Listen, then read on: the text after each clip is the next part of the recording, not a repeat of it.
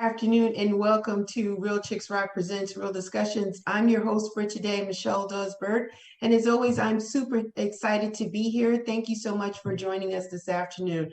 First of all, we want to make sure you guys are okay. I hope you guys are okay. I hope you guys are taking really good care of yourself, staying healthy, staying well, being safe. It's just still critical times for us, even though the governor said that we can slowly start opening up businesses. We opened up barbershops and hair salons and nail salons last week. This past Friday was the mall. So it's just a lot of activity, a lot of moving around, a lot of parts are starting to what appears to be somewhat back to normal, but most of us are still social distancing, myself included, and so are my guests. And so we just want everyone to proceed with caution, do what's best for you each day. Every day is changing. Pay attention to the numbers, pay attention to your health, and make sure your self-care is in place.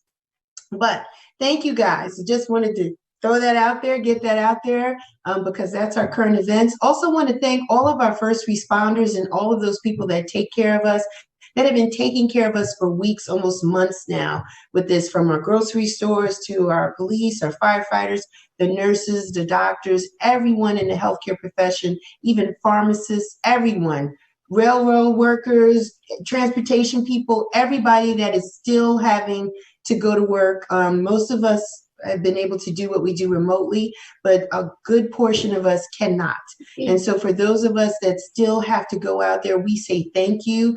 Please take care of yourself, be well, and know that we appreciate everything that you've been doing for us. All right. Thank you. So welcome, like I said.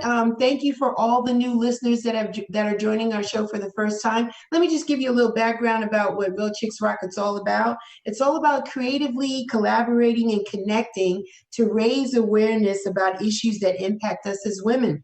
And we do that, and we hope to level the playing field by doing that. And we want to empower people with the tools that they need. And we touch people through community service. We do it through our activism. We do it through mentoring and public speaking. And we also do it through this platform, which is the media. And I'm really excited about doing this. Last week, I celebrated my 4th year of doing it. Yeah, we've been doing this for 4 years. So we're super excited about that. And we thank you for watching us and keeping us going. And so today is no different. Today, our topic is our mental state during the pandemic.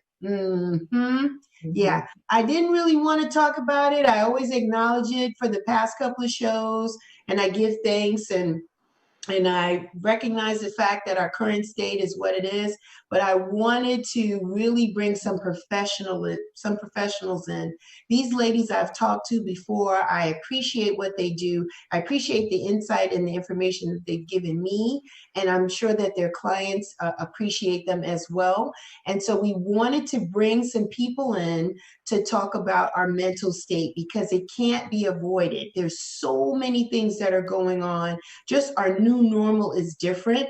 And I wanted to be able to have an open conversation where we could talk about all the things that are possibly impacting us and even them as professional therapists. Without further ado, please welcome my guests, Nathalie Ellis and Erika James-Strayhorn. Hi, ladies. Hi, how are you? I'm well. How are you? Good. Thank you both. You ladies have both been on the show before, and I'm always excited when you guys can come back, because you guys are busy professionals, and you guys try to balance everything out. So I really appreciate you guys taking a little time on your Sunday to talk to myself and so many people that are watching. So thank you. You're welcome. Thank you. All right. So ladies, let's talk about the sudden change, right? Like, because the last time I seen you, it was at the studio, right? So we were all together. We could be together in a social setting. Now we have to do the social distancing. How has that impacted you personally? And then maybe a little bit about your profession. Nathalie, tell me, how has it impacted you, this whole COVID-19 social distancing? How are you feeling with this? Well, for me, it's a day-to-day adjustment, and I'm having to adjust a lot of different things professionally and personally.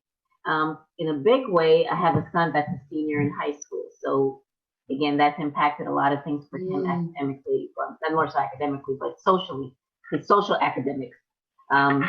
no prom, no senior trips, and at this point, no graduation in the way that we've known it in the past. So there's just lots of changes. So I've had to have conversations with him. A few weeks ago, I hosted a Zoom meeting with other seniors to just have that conversation with them, how they feel about it, because this is impacting all of us. And so, yeah, it's about adjusting because a lot of this are things that's outside of our control. And like I tell my clients, and I constantly tell myself, okay, I'm starting to feel the weight of a lot of this. What can I do about it, right? So then the focus is on the things that I can do. And so making sure we self-care, making sure we're taking care of ourselves is very, very important. And yes, professionally, for the past month now, at this point, I have been doing all virtual sessions. So I do everything from home, where I meet with clients over the phone or via video. And that's been going pretty well. So I'm pretty consistent with seeing clients daily, all day, still. So that's good. People definitely need it, and I encourage it. I encourage people, if there's not a good time to make sure you get well, this is it. Because one of my motto has been, we don't only want to survive this pandemic, but we want to thrive beyond the pandemic. Because we don't want to be down in the hole once all this is over with. So awesome. Gotta get, do the work we need to do. Awesome. Thanks, Natalie. How about you, Erika? How have you been doing with the sudden change? How have you pivoted personally for this? So personally, it honestly hasn't been that big of a pivot for me. I was already kind of a person who liked to be at home. And so that really wasn't a challenge. But I did kind of experience that thing where it's like when somebody tells you you can't do something, then you want to do it even more. So a little bit of feeling like, oh man, I really wish I could go to X, Y, and Z or go do this thing. And normally it wouldn't really bother me, but now when it was enforced, the shelter in place was in place, it was kind of that thing like, oh well, because they told me not to, or I can't go to this, now I kind of want to do it. But overall, it's been the personal part of it has been fine for me, just adjusting and doing more stuff around the house, doing some upgrades around my home, things that my husband and I have been thinking about doing and just never got the time to. So doing some little odds and ends around the home has been really awesome. And then personally, again, as Natalie said, just transitioning all of my sessions from in the office into virtually. So I'm seeing my clients remotely from my home. And I already had some virtual clients before. And now that all of my clients are virtual, as I was sharing with you ladies before we started, I decided to take this past week off from seeing clients just because it was a transition and I could feel myself kind of hitting a wall at the beginning of the month. So I decided to take this time at the end of the month to take some time for myself. And I think the biggest thing for me was like, when you're virtual, especially if you're virtual from your house, it's almost like the people that you're interacting with are in your home. And so that was kind of an interesting thing for me. So again, just taking that time off, really focusing on myself, on my own self-care, and allowing myself to process whatever came up for me during this transition. Right. Yeah, it is difficult. A couple of things you ladies both said. One is it has been overwhelming for all of us, right? Because it's been a change. It's been a shift. It's been weeks, like months now, like almost 2 months that we have been home. And it's been a very minimal routine where you may go to the store and you come back. And you're not going to the store every day, realistically, right? Because that's not even a safe space or safe thing to be doing all the time. You go because you have to. So maybe you go once a week, possibly twice. The weather's been favorable for us. Some people still were getting snow and unseasonable conditions in other parts of the country, but we could at least go outside. But then there's nobody else outside. Maybe it seems very eerie. Sometimes, it's you and the birds and a couple of squirrels, and it feels different. And then you come home, and home has a sense of normalcy, but it's not. It's still different because you're all home because you can't or shouldn't be outside. So then it's for most of us being at home, right? If we were working at home before, we were doing it by ourselves. Kids were off to school, spouse might have been off, right? Now everybody's at home. Now there's no sense of me time. Your time has to be shared with other people, this interaction. It's around the clock momentum. Meals have to be done. If you have kids, there's school that has to be interjected for 5 days out of the week. I totally agree with both of you ladies about the importance of understanding your self-care, like identifying what's going on with you and being able to say, you know what, I can't, I'm going to pause, I'm going to take a break, I'm going to take a little me time, or just not read emails, or not, whatever that is that's making you feel this angst, that you stop it. Because it is different, because we were already dealing with trying to understand who we were before, right? So now we have this pandemic that is just global, and it's like, and there were parts and there's times, and I'm going to talk about it, the anxiety of it all, because you see the increase in numbers, right? Your mind, you see it and it's doubling, and it's like, oh my God. And you have this overwhelming sensation of anxiety a little bit, because you're like, oh my God, like I can't touch, I can't hug. And you know, this weekend I was out and I saw some people I knew, and we literally we were doing 6 feet, you know, and the only thing possible, maybe with the guy, I gave him the elbow. Like, we are really like not doing it. So it is not only is it a sudden change, it's possibly the new normal for us. And so we're going to be in this space for the summer, right? To Natalie's point, her son is graduating, he's a senior, but what are we doing for the summer? I don't know what's happening for the summer. My son typically goes to camp. Are we doing camp this summer? Like, what are we doing? So that is more weeks on end of the same routine that we've already experienced these past maybe 2 months, 6 to 7 weeks already. And it's just I just don't know.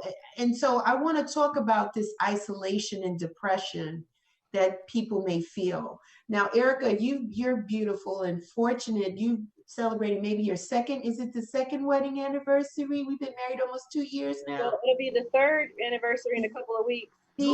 See how quick that is? So you have Anthony. Hi, Anthony. Natalie, you have your son. And I have my son. So we have people, but there's so many people that are home by themselves. They're single people, for whatever the reasons, they're home by themselves. They have no one to talk to, no one to interact with. So then you feel this isolation, right? And you feel slightly depressed, because when is this going to be over? How do I deal with this? Ladies, Natalie, what do you say? How do we manage or maneuver through isolation and possible depression because of the isolation? So yeah, initially with a few of my clients, you know, it's like we're not sure for how long this is going to be before. And so, because I have a lot of clients, a lot of women clients who live alone. And so trying to be very creative. This is also the time to really be very creative in how we do this, right? And so their friendships, they obviously can't see their friends in the same way. And so how do we do that? It's a great thing with technology and Zoom. So I'm not sure how all this will be 20 years ago, right? Because we didn't have all this technology 20, 30 years ago. Right. But now we have all this technology, so people can do a lot of Zoom calls. People are very creative in meeting up through Zoom, drinking wine, playing big team games. Netflix have a Netflix watch. So there's a lot of creative things that can be done to stay at least connected. I wouldn't even somewhat socially, because the thing about social interaction is the fact that you can get to hug and kiss and touch the person, right? So we can't do that. So the touch is definitely missing, and people are missing that because they're talking to people, but they're missing the fact that they can't be close to that person. Because that's also what we need as humans: the closeness, the connection to touch with people. So with one particular client, again, we have to be very creative given the situation we're in. One thing we talked about is getting a teddy bear. So whenever you're talking to a particular family member, or talking to a particular person because you can't touch them, hug the teddy bear. Have this closeness. Hug that thing to represent that, because we have to again figure out ways to still get our needs met, because everybody has different ways that they feel connected, that they feel a purpose in life. And so, yeah, these are the conversations that we kind of have to do. Really step outside the box. And the other thing is about changing the mindset. Again, we're going almost into 2 months into this, right? And so it's not about when is this over with, because this notion of when this over with, meaning we're doing whatever we need to do quickly and short term. Right. So because we don't know when this is going to be over with, I'm encouraging people to really look at your life and look at creating a structure, creating the things that we know is important to do. How do we incorporate that back? It's one thing to say I'm going to miss yoga for the next month, but now to say I'm going to miss yoga till for the next 6 months, or I'm going to miss what I love doing for the next 6 months, that's a lot. And so the things we used to do, figuring out ways to try to incorporate that back into the schedule, because we don't know when this is over. So it's not about waiting for it to end. It's about, okay, now this is here. How do I and do the things that I've enjoyed doing, do the things that I know helps me be well. Like Erika mentioned, going outside for walks. So there's things we're going to have to go and do to get us well, and not just kind of wait for it to end. Wow. Again, this may be the new normal, right? Because virus has always been kind of around. You know, TV is contagious. We don't know who has TV. You know, but now that there's this pressure on, oh, can't touch, people sneezing, you know, so there's going to be this distance that's going to be there for a while, right? And we have to figure out how to create, how to get back into society in a way and still keep ourselves safe, but still stay connected to the people that we love. So this is definitely a time with each of my clients to be creative. Okay, well, how do we do this? With even my small kids, a lot of kids are also at home. They're an only child, isolated from other kids, and I'm encouraging parents, make sure they do those Zoom calls, make sure they're connecting. Ask the teacher, is there another kid in the classroom that they can connect with? Because again, kids need to be connected to other kids, you know, not just with the adults. So we have to really be creative and be open-minded to figure out, okay, how do we move forward? That's a good idea. That's a good idea. Erika, what say you? How do you feel we should handle isolation, possible depression, anything that we could do? Any insight that you could share? Sure. So I love that idea about having a teddy bear or something like that to hug, because a lot of what we're missing out on, as Natalie mentioned, is the touch. Right. And like sensory aspect of touching and being touched, and the hugging experience. And something that I've suggested for a few of my clients has been to get a weighted blanket. And, you know, a weighted blanket is simply a blanket that has some amount of weight in it. I'm not sure exactly how. I think that it ranges from like 1 pound up to 5 pounds maybe.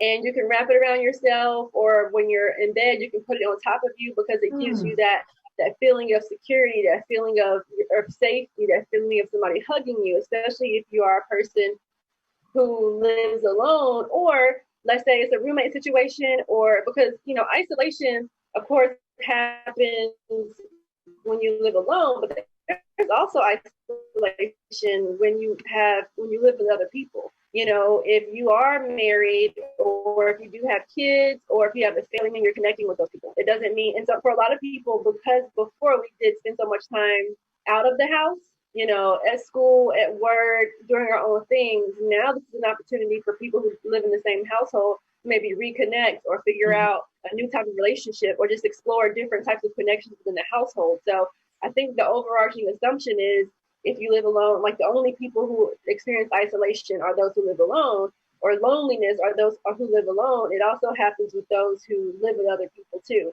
I'm getting some clients who are having challenges with reconnecting with their spouses, reconnecting with their children, or figuring out how to get some time away from them and not offend the other person, and not offend their child, not offend their partner.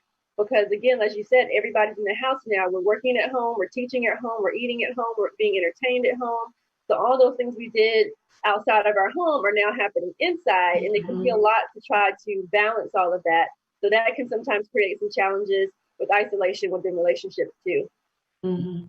Yeah, it's a lot. It is the new normal. It's a lot to take in. I like what you ladies are saying. Natalie, I like what you're saying. Like, because I think initially we might have entered it in as like, this is a checklist, or we just got to get through this and then it'll go away and it's over, but it's not. And it is going to be a part of our lives for at least maybe another year or so, or however, it may just be a part of it. And I'm looking at it from all different aspects, right? We were so, and I'm jumping around, but we were so used to engaging with people. Even just a slight bump in the supermarket led to a conversation, right? Sometimes people met people for the first time by a bump or brushing by or this. And so now you don't have this physical introduction to things, right? So, and I find myself by wearing a mask, I'm not friendly. Before, my smile was my umbrella. I was always smiling. I had lipstick on, lip gloss, whatever. Now I don't do that, right? Because I got a mask on my face. So my lips are covered, and I almost feel angry, like, because I got to wear this mask, and it's for my own good and the protection of others. But I'm like, why am I happy about this? So I'm not necessarily putting out good energy. I'm like not looking at people. Literally, I'm not looking at people. I'm not focused on that. I'm just trying to get into the establishment, which is the store, get what I need, and come out. I may say something to the cashier and say, well, how are you today? Because they're the ones subjected to having all of these different people and personalities come at them. So I'm trying to at least be mindful of that. But the interaction from my car to the supermarket and seeing people, no. I feel like I'm not nice like I used to be. I'm like, no, because I'm in this mask thing. And am I crazy? Natalie's making a face. Am I crazy, Natalie, to feel this way? No, it makes perfect sense because it's another form of barrier. It's a barrier, right? That creates a level of disconnection, right, from people. So the mask itself is a barrier. When I wear it, it's hard for me to breathe. I'm constantly trying to take deep breaths and move it around. Yeah. You know, so it's an automatic form of disconnection with others. And so again, because the goal is also to stay disconnected, so then you're trying to focus on just get what you need and leave out. Because again, we can't engage. Engaging means we get close. And at this point, it's the isolation and the 6 feet distancing is about keeping our distance. So that totally makes sense. Which again, that plays on our psyche too, right? So because you're naturally a person who is warm, who wants to connect, and when you're in a position where you're forced because of our health at this point to stay disconnected, I'm sure that plays a toll. So yeah. When you mentioned being angry, that makes sense. How that gets you in that way. I find myself, I don't even want to go out now, like, because it's a whole different mindset. You really have to carry yourself in a sense of protection, like not be all, you know what I'm saying? It's like, be specific, be intentional. You got somewhere to go, do that and come back. Before it was like, oh, I could go here, to Erika's point, I can go here and I can do this. And now the restrictions to me are still in place, even though they may be open. I'm still not comfortable in yet going to all of these, to the mall or doing this or doing that. I'm not really in that space yet. So I feel like it's easier for me to just stay home or stay in my neighborhood where there's less interaction of all these people versus going to the store or just going out. It's incredible. And so it had me thinking. It's my thinking phase. Like relationships. So now and I didn't ask you ladies before, but I'm going to ask, do we have to virtually date now? Like, this is what we're going to have to do? Because how are we going to meet people if the mindset is to stay away? What do you think? Erika, what is your thoughts on that? What do you think? So first, I'd like to add something about the mask. I still make a conscious effort to smile, even if they can't see it, because it makes me feel great, And I think when you are smiling, the person you're smiling at can still see it because of your eyes, So I smile, I speak, I wave, I'm very respectful of the social distancing kind of thing because I don't want to get in a space where now I've become habituated to not smiling and, when it is okay for people to not wear masks anymore, I still, because that's me, that's who I am. And so I still smile, I still wave, I still talk to the cashiers and the other people in the store. And, most people are very much, kind of mean or kind of guarded, which I totally understand and I respect. And so when they see me smiling and waving, they're kind of like, what is this? Like, what is you doing? And sometimes it's a surprise. And, I sometimes am surprised by those who I can tell they're smiling back or they're offering some sort of like love or some sort of energy back towards me because, again, I smile for me. So I still do it, even though if nobody can see it or not. And then to answer your question about relationships, yes, more and more people are leaning on dating apps and other types of ways to meet other people, even more so than before, of course, because of social distancing. because we still desire partnership, because we desire relationship. And so definitely dating sites and dating apps are still very popular. And a lot of people are finding other creative ways to date via the internet. You know, on Twitter, a lot of times people will they'll have like, I think once a month, if you're single, you can post like your stats, like a picture about yourself, your age, what you're into, and other people on Twitter, if they see it, you know, they can start up a relationship that way. Sometimes people do dates on Instagram Live. I know that there's a lot of the live video features on dating apps have become more robust because they understand people are using those more. There's an app, I don't remember which app it is, but they had an advertisement talking about how for the first date, for this virtual date, one of the people ordered the other person food like via like a food delivery service and sent them a gift. And so there's a lot of different ways people are being really more creative. To Natalie's point earlier, you know, we have to get creative right now. If we are going to not only maintain and sustain our mental health, our social health, our physical health in the pandemic, we are going to need to make sure we're doing some stuff to sustain ourselves when this is over, whatever that is, whatever that looks like. It is important to understand, like, wow, like things have really changed, and you know, it's natural to have that concern of when is this going to be over. However, that does not serve you because we don't know, and we don't know what it's going to look like. And so try to be as present as you can in the moment, day to day in the moment, and also remembering, like, allowing yourself to think about the things that haven't changed. Like, we think that so much has changed, and there are a lot of things that have changed, but also spend some time thinking about, okay, what about my lifestyle hasn't changed? What about my lifestyle is still the same?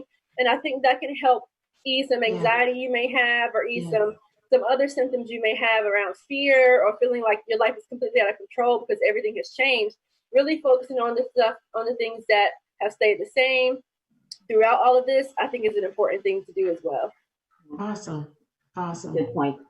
Going back to the points with the loneliness, I know for a few of my clients, and particularly we brought up the ones that live alone, partnership was already a struggle beforehand, and feeling as if because of this pandemic, so from a few clients I've heard 2020 is over with, they feel as if it was a wasted year because nothing can be done. And so again, as Erika mentioned, how do we shift those mindsets? And because that type of thinking, definitely acknowledge it, definitely own it, and notice whatever the emotion that comes with it. But at some point we just can't save it because it doesn't serve any purpose, right? It's just not useful and helpful. And so when people tend to stay in that negative state, it just creates more anxiety, more shame if there's shame, more anger, frustration.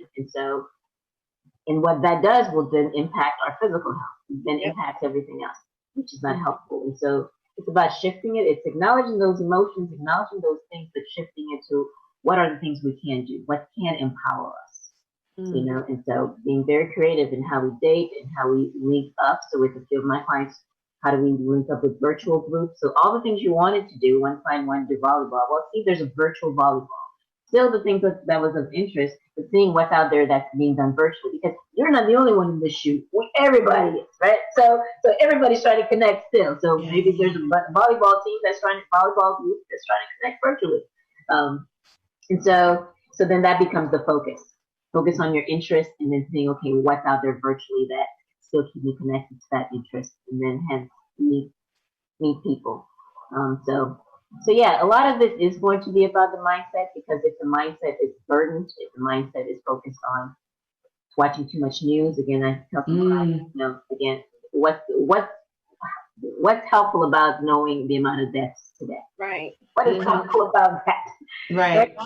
Except that you feel scared, right? And again, there's some validity to understanding and knowing some of that. But when you're constantly in that state, again, it serves no purpose. Right? So you may want to step away from some of that. Yeah, you're absolutely right. I had to talk to my family's based in New York, so of course they're in it, and it's really difficult there. And they're still trying to exist, right? And still have regular, normal lives as much as possible. And I talked to my mom early on, a couple of weeks when it first started, and you could hear the anxiety in her voice. And I had to tell her, like, well, what is your day? Tell me what your day consists of. And, she's like, I'm watching the news. And every time Governor Cuomo said something, she was watching it. And every time there was a report that came out, she was watching. And I said, you don't have to watch it all the time. Just get a little bit in the morning. It's good to be informed. And then try to go through your day as you normally would. Watch the programs you normally watch. Have your breakfast, your lunch, and dinner around the time that's comfortable for you. Just kind of just breathe, because you're here and you're good, right? And you feel good. And I'm telling you, instantly, her vibration is just different. Hi, Michelle. It's just, she's in a different place. Like, it seems like she has more control of how she spends her day and what she takes in and what she lets out. And I think that's very important, what you surround yourself with, as much positive things, even positive memories or things that you remember that you really enjoy doing, or things that you like. Just embody yourself as much as possible. I told her to watch funny shows and watch comedy shows, things that make you laugh and take your mind off of the current surroundings. Not that it goes away, but it just helps you navigate. We're trying to figure out how to navigate every day. And our navigation systems are different for each of us, right? No one's is alike.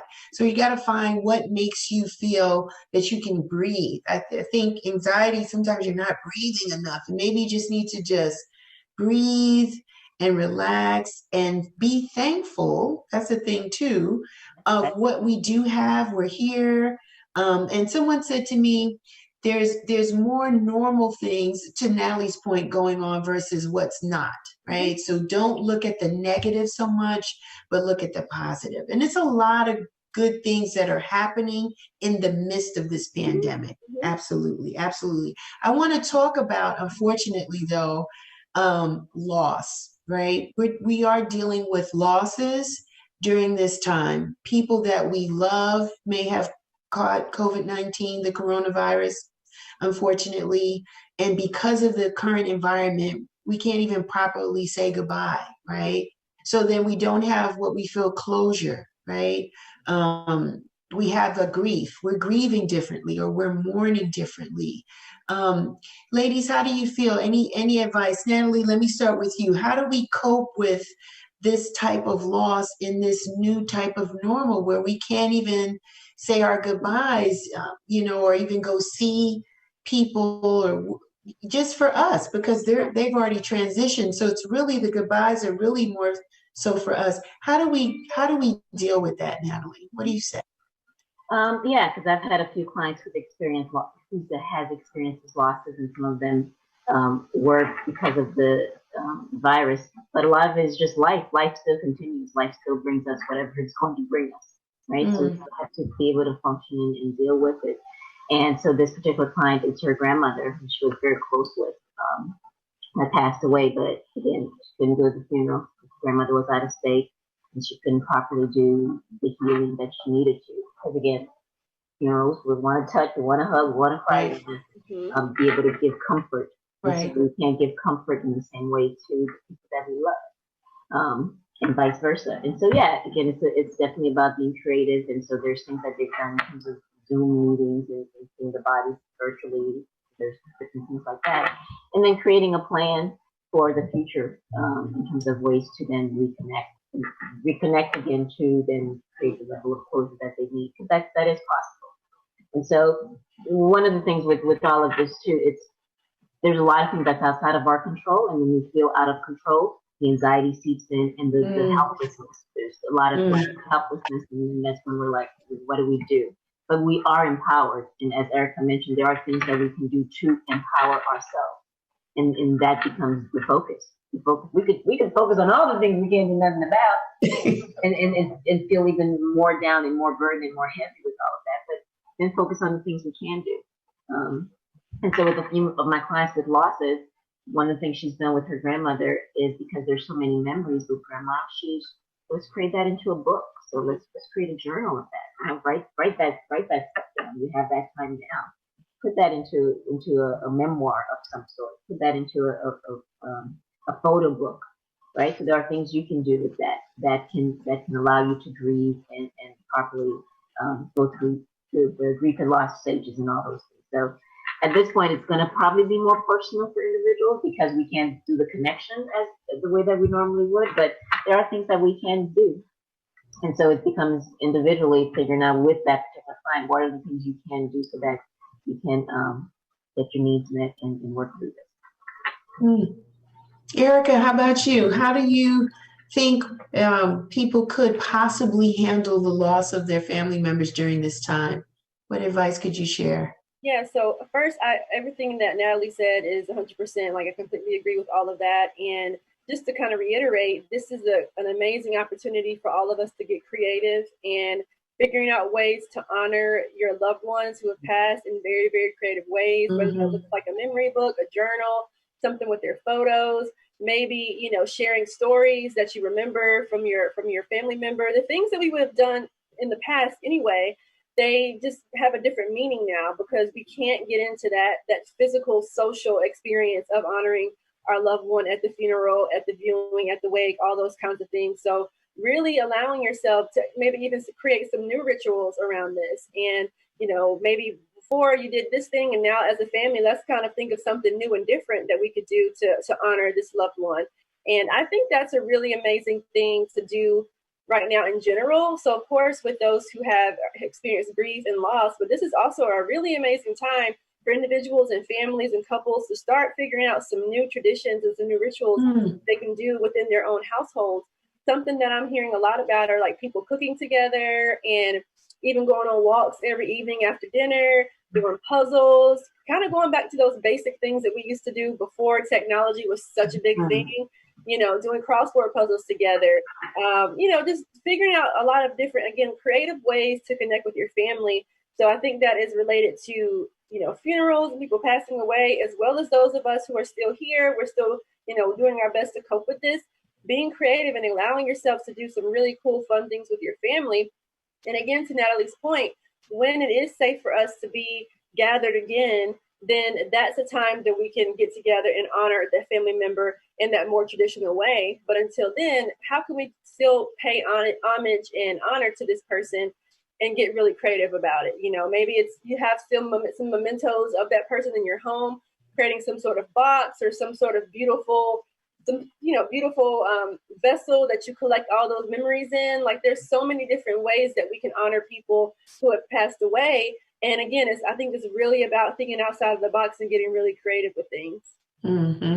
Absolutely. I've noted those things. Yeah, it is a time to create new traditions and new habits or new rituals, if you will, because some things will be different. Like there'll be some doors that'll be closed that we probably won't be able to open those doors back up again, but doesn't mean that you don't stop living. You continue to live and you create a new norm for you and your loved ones and for your family.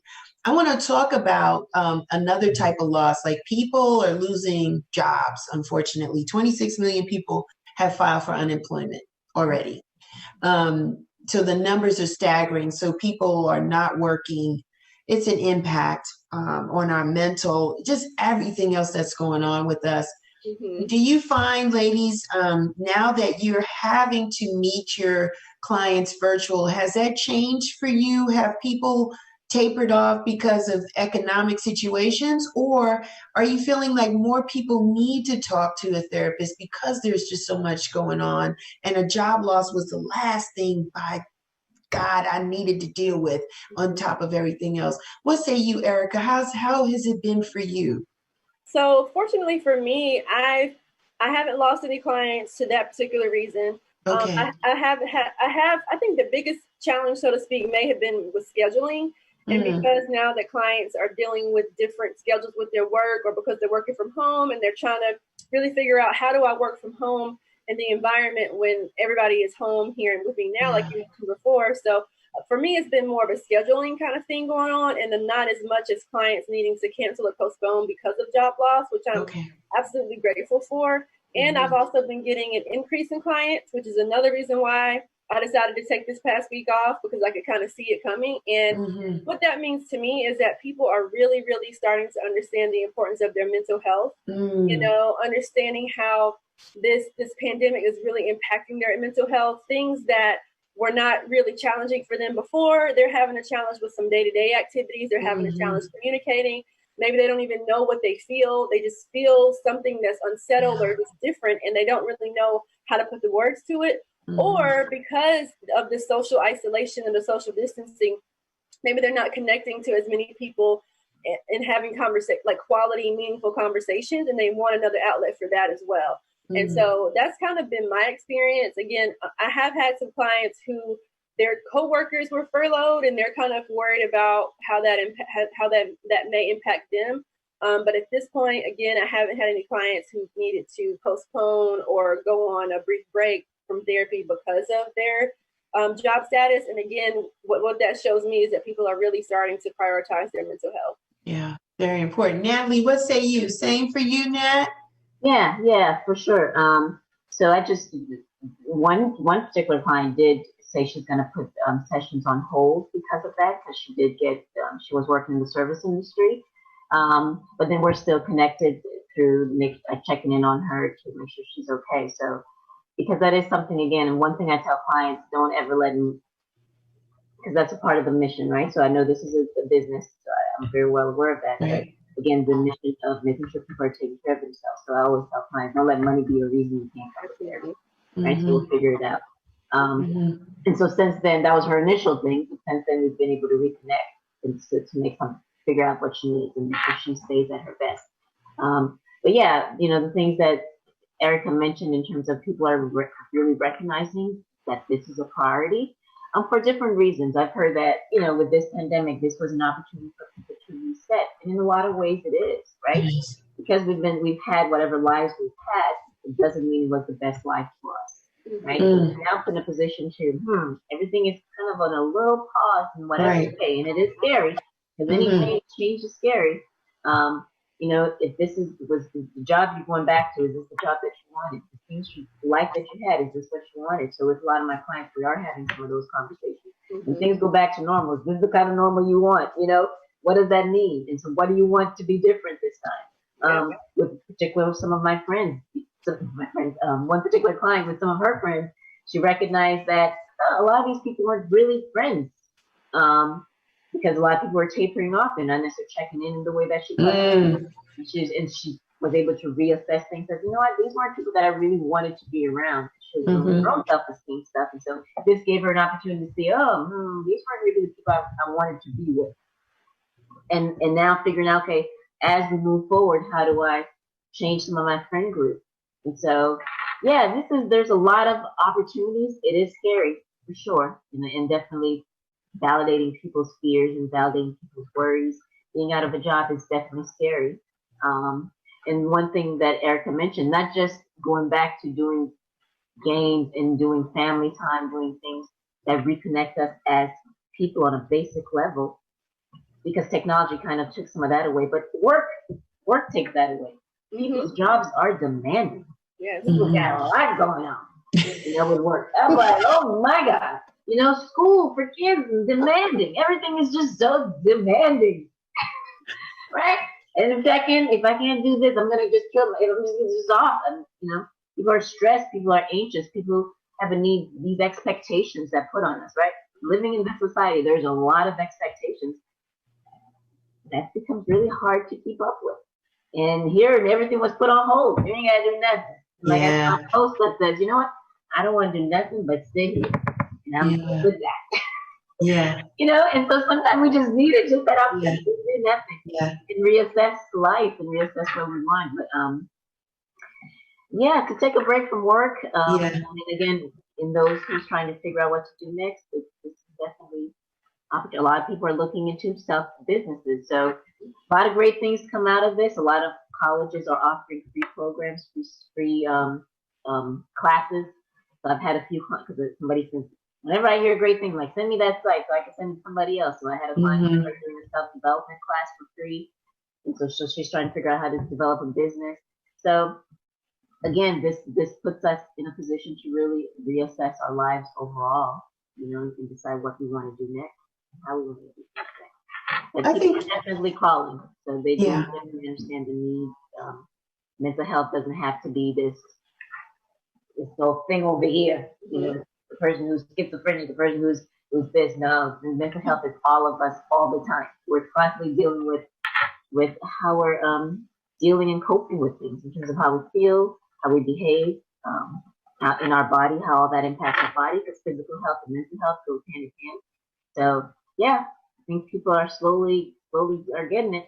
Mm-hmm. Our job, Erika and myself, in terms of professionals, to be there to kind of help support them and navigate through all of this. Yeah, we need more ladies like yourself. But you're absolutely right. It is. I've said it was a reset. It feels like Christmas. At Christmas Day, the only thing was open was the supermarket. You can get in there. It closes at 3. Yeah. And it's like a stillness. And it's been that way here in Atlanta for weeks. It's even eerie if you're out past 8 o'clock or 9, just coming from whatever, getting gas or whatever. And you're like, there's nobody on the street. There's like literally no one on the street. So it has been a reset, and it makes you prioritize what's really important to you. Especially when you don't have the cheerleaders and other people or other things or distractions that's in your face or in your way or clouding your mind. You really think about, well, what's really important to you? And for these past couple of weeks, it's been our health, right? That has been the priority, just making sure that we're well every day, because that leads us and gives us the ability to cope, to do all the other things that we have to do throughout the day. So I think for me, it's been health, making sure that I'm good, and all of the responsibilities that fall under that. Because I'm healthy, I'm able to do these various different things, and it's peace of mind. Erika knows, I go out, right? I've seen, hey, I'm out, I'm cutting it in, getting it in, and that kind of stuff. I love to dance as well too, but I'm okay. Like, I think right now you have to like yourself during these times. You have to know who you are, and you have to be okay with who you are, because you don't have a lot of options of disguising that, right? Before we used to run out and do different things, or be on the phone and hook up with people and call and this, and kind of just run around and do various different things. And we didn't have to deal with it as much. But now those avenues are closed for now. They're going to open back up, but we've had to deal with ourselves. And we had to deal with the voices that we hear in our head, what tells us what to do, our gut feeling, and just really prioritize like what's important, what really is important at this time. And then it's like reinventing yourself, right? Because for some of us, we were furloughed, we've lost jobs. So corporate America may not be the answer for us. So then how do you reinvent yourself financially? Right? Is this the time to do that? How do you become an entrepreneur during this time? Like there's talks about small business loans. What does that really mean? So there's a whole different dynamic and avenue to possibly explore to make you feel okay, or to create or reset or renew who you are during this time. So there's a lot of negative, but there's a lot of positive too. And you see it a lot on social media where people are coming out with new ideas. Like everybody's selling a mask. Like this is like people are making money of creating masks. And of course us, we're very creative. So some of the masks are beautiful and people are selling them and making money and being an entrepreneur and catching an entrepreneur bug and doing all type of things. So it is a time to kind of renew or reset yourself and renew and release some of those things, because there are people that are not checking for you during this time. They were before, they were all in your face, whatever their intentions were. But now you notice that particular number is not coming through your phone. People aren't calling you. Some are, some aren't. And you have to evaluate and say why. And you could be the bigger person and reach out, because you know what? You don't know what they're going through either. So now is the time to really kind of just check in, get a pulse where people are at, how they're doing, just a light conversation, keep it light, just to understand and just connect. Because when you come out of this, you're going to understand who you want to kind of still kind of roll with, and who you're like, I'm going to leave that in my former life. I don't think I want to continue that particular relationship. Would you ladies agree? Absolutely. And I do like what you said about, I think some people are getting kind of caught up in, well, so-and-so hasn't checked on me. And I'm like, well, everybody's kind of going through this at the same time. And everybody doesn't have the capacity to check in on everybody else if they are dealing with whatever they have going on with themselves. And so try not to take that personally. Like you said, if you want to reach out, or if you notice that somebody hasn't reached out in a while, maybe it's not a personal thing to you. Maybe that's a key for you to check in with them and see if they're okay. And so, because I've seen so many memes like, if they haven't checked in with you, then cut them off. And I'm like, oh, that's always an option. However, again, this is a very unique and interesting situation that we're all in, and everybody processes things differently. So, it may not be that person is personally, purposefully not reaching out to you. Maybe they're just doing the very best they can, and they might not even be thinking about you in that way. So, ladies, how do we move forward? I already know I'm going to have you ladies back in a couple of months, like once things kind of change and we shift, because I feel as therapists, you guys, you're kind of like in our heads, like you kind of know what people are thinking, how we're feeling. You hear the conversations through your clients. And so in a couple of months, I'm going to kind of come back and see, how are we doing now that we've had this old normal that's gone and we have this new normal? Do we marry the two? What do we look like as human beings? How are we navigating? And so I want to ask you ladies today, like, how do we move forward? I've heard things like, we got to be positive. Don't be so anxious and wanting this to be over, because we don't know when it's going to be over. We can't control certain things. So how do we behave? How should we behave? Natalie, I'm going to start with you. How should we behave moving forward, even just for tomorrow? Let's take a baby step.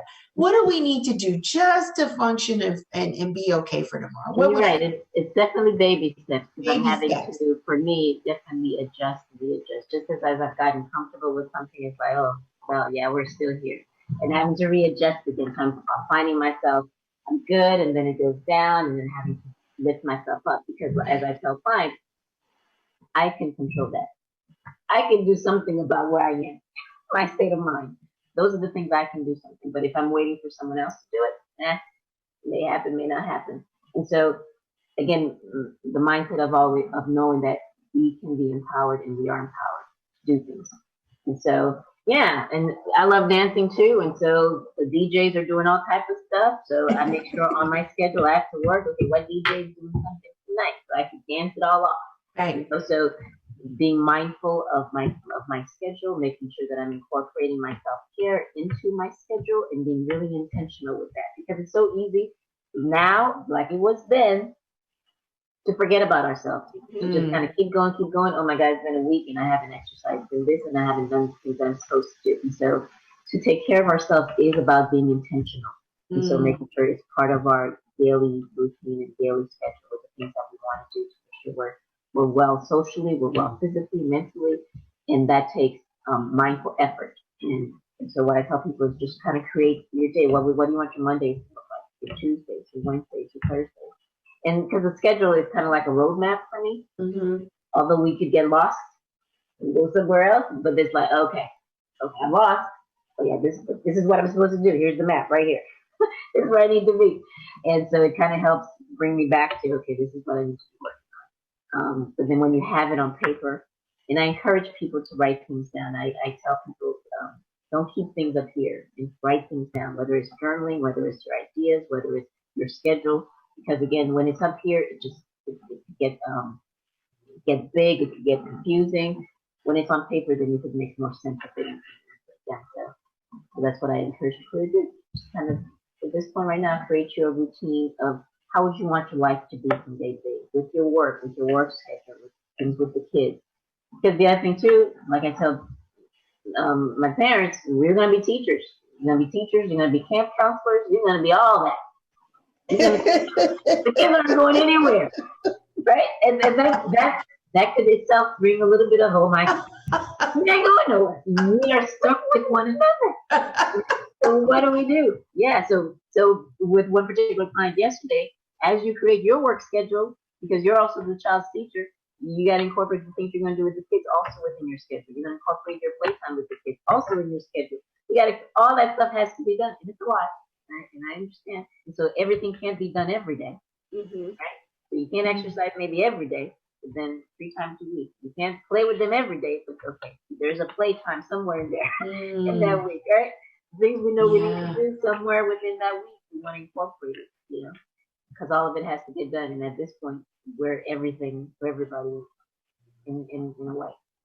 Yeah. Especially for our kids, for the kids. Excellent. Thank you, Natalie. Erika, what about you? What would you tell us? How do we manage just tomorrow? What would you say to us to do that? So there's 2 things that come up for me. The first thing is do what feels best for you. So in addition to scheduling and all the amazing things that Natalie said, I think it was really awesome how she mentioned, like, you're not going to be able to do every single thing every day. Yeah. And that's whether you're a single person living by yourself, that's if you are a married couple and you don't have kids, or you have a house full of kids. Still do what is going to work for you in that moment, in that day. Do the things that are going to make you feel at most at peace. So for example, with Atlanta being back open, that doesn't mean that you have to be open. You don't have to go out if you don't want to. So if you don't choose to go out, that's cool. Or if you do want to go out, you have that choice as well. Just be as safe as possible. And just, you know, again, I think sometimes because there has been so much mixed messaging from the news, from the government, you know, one day we can do this, the next day we can't do that. It can be confusing as to figure out, like, what exactly can I do? And so that brings me to the second thing is, you have your internal environment and you have your external environment. And like Natalie mentioned, your internal environment are your thoughts, you know, your feelings, even as far as like your actual home. So the things in your internal environment, those are the things that you can control. You can control how you feel. You can control how you move about in the world. Now, the external environment is the news, the media, the government, you know, all those things that are kind of, you don't have any control over. So it's almost like, who do you want to give your power to? Do you want to give your power to the external environment and be up and down all the time and not knowing if I can go outside or go inside, or do I have to wear a mask or not wear a mask, and all those kinds of things? Right. Or do you want to give your power to your internal environment, which again is your own personal thoughts, your own personal feelings, and those connections that you have with the people who are in your home? And so I think trying to figure out the balance between those 2 things, because as we mentioned before, it's important to be informed, but are you going to be, again, giving your power away to that and becoming fearful and becoming confused and becoming anxious because you're so unsure or so unaware? Or are you going to focus on your internal environment? And that's a conversation or a question you can continue to think about even when quarantine is over, even when they've made the announcement that the pandemic is over. You can still think about the balance between your external environment and internal environment even at that point. Nice. Love it. Good point, Erika. And one of the things that I tell clients with that, because a lot of people do get very confused as to what to do. And going back to what you mentioned too, Michelle, it's a lot of people just don't know themselves well enough, right? So it's really taking that time to meditate, be still and listen to what you're saying, what your body's saying. Because there's so much things and you don't know where to go. And just kind of sit for a minute. Don't do anything. Just kind of sit and you have the answers, right? But we're worried about judgment. We're worried about so many other things, right? But you have the answers, but it may take you kind of going into this quiet place. Just figure out what that is for you. And not everybody's gonna like it. I get right. Not everybody's gonna like the choice you make. It's your choice. It's what you choose to do. And so if you're choosing to just today, you're not cooking, you're not doing nothing but sitting.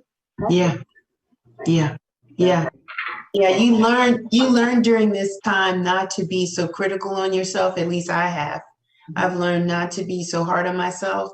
Some days I'm working, just going at it, and some days I'm not. You know, I've decided to take a day out of the week that I'm not doing anything, and I'm like, and everything will be okay, right? Everything will be fine. And it's been great because it helps to create balance. Because for me, I just don't want to miss life, because you're working or you're busy, you're doing this stuff all the time. And now in this new world, certain things that you thought were important just are not as important. Not to be disregarded, but it's just not as serious as I thought personally. So, it's a personal judgment and things of that nature. But I think for me, it has helped tremendously. I just hate the conditions in which we're under. But it's just, we have just literally slowed down. And it's been good because it's a collective slowdown. It's not just you taking a holiday or taking time off.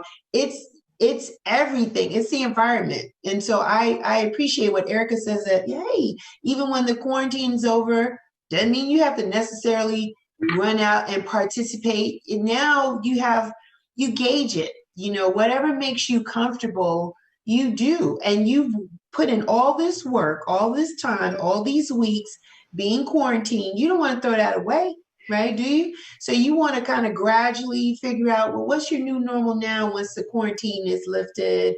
Or how do I respond? What works for me? Because personally, you're right, Natalie, there's so many things, and Erika, there's so many things that we cannot control, but there are so many things that we can control. And it's within us, right? So a lot of that is what we think, what we put in, what we watch, what we eat. Do we meditate? Is there a spiritual quest? Is there emotional things that we need to release or work on? There's so many things that we could be doing within ourselves that, you know what, you don't really have time for nothing else at the end of the day, because you got stuff that you got to work on for yourself. And that's been the focus, I think, for a lot of people. I think there's gonna be a refreshness for some people. People are knowing who they are, what works for them, what doesn't work for them, what's important, their health, their wellness, eating better. Everybody's trying to eat better now. Even when I go to the supermarket, I used to be the only one in the produce section. Now everybody's in the produce section, grabbing up a bag of kale and berries and spinach, because people are juicing and cooking more at home. And just so I think it's an opportunity for us to really create our own definition of wellness that would help us be in a more better mental state, right? Because we want to be mentally aware and mentally successful. And we just, we want to be better, because these are triggers that kind of stimulate the mind. So I think we just want to kind of surround ourselves with those things that make us feel good, those endorphins, if you will. Ladies, this was very good. Thank you so much for your time. I want to ask, Erika, where can the people find you, busy therapist lady? If they want to be one of your clients and things, how can they get at you? Sure. So the best ways to contact me would be on my website, which is www.ejcounselingatl.com. You can always email me at contact@ejcounselingatl.com. And I'm also on Instagram at ejcounselingatl. Okay. And Natalie? So the same thing, my website, esteemcounselingservices.com. I'm on Facebook, Instagram under Esteem Counseling Services. And my email is info@esteemcounselingservices.com. Okay. Well, thank you, ladies. Thank you, ladies. Today's show was powered by a couple of beautiful women entrepreneurs. We're all about that. First one is Only One Camille. Please check her out on Instagram as Only One Camille. She has the crystals and the yoni eggs and all of the things that help create the positive atmosphere for your mind, for your wellness, things like that. Energy is very important for some of us. I believe in energy, so it's great to surround yourself with things that give off positive energy, love, and light, things that help you think differently, things that help aggregate or initiate your creative juices. Now is a good a time as ever. So you want to make sure you have those things around you. So please check her out at Only One Camille on Instagram to get those things. My other sponsor for today, part of today's show, was Tasha Larae. We got some stuff. She's an artist, a musician. She's beautiful inside and out. She feels that even though we're home, we should still dress up if you want to. So she's got some beautiful earrings, things that she's selling, some beautiful merchandise. She's all about music. So she's got some great house music and some jeans and some leggings and wonderful things that you can wear.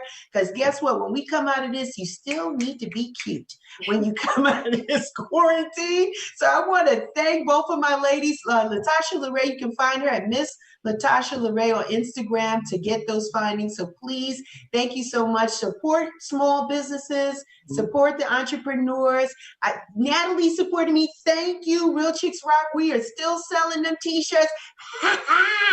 Show them, Natalie. Thank you. I appreciate it. You guys need a t-shirt? Yeah, feel free to go to our website. It's at realchicksrock.com. We got the tees for you because the weather is getting nice. You've been putting in the hard work. You've been eating right, taking care, meditating. Put that little cute t-shirt on your back. Let the people know that Real Chicks Rock is out here. We're doing our thing. I am everywhere. I'm on Instagram. I'm on Twitter. I am on YouTube. Please feel free to subscribe to our YouTube channel so you don't miss another one of these shows because you want them in your life. That's it. That's my time. I want to thank my guests. Thank you, Nathalie, Ellis. Thank you, Erika, James-Strayhorn, for your time, your expertise, and being transparent. I know today's conversation is going to help a lot of people. So thank you so much for helping us during this pandemic time, because our mental health, it's Mental Health Awareness Month, the whole entire month of May, and we wanted to kick off the month in the right way. Our mental health and wealth is very important to all of us. Please continue to make sure you take care of yourself so that you can love and be willing and be able and be your best you for everyone else. Until next time, thank you, ladies. Until next time, you guys take care, be well, and continue to rock on. Take care. Bye.